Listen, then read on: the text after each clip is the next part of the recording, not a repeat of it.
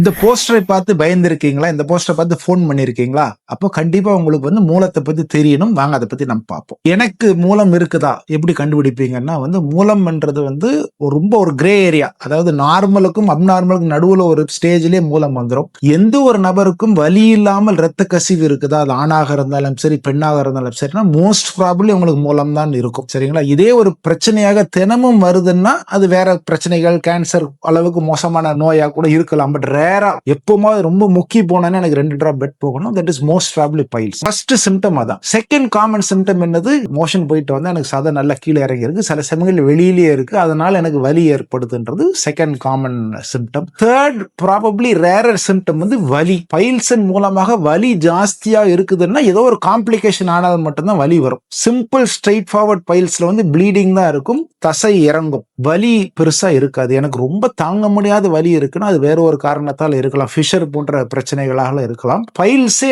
Complicate ஆயிடுச்சு, prolapse, த்ராம்போஸ் files மாதிரி விஷயங்கள்ல வலி கூட ஏற்படலாம்.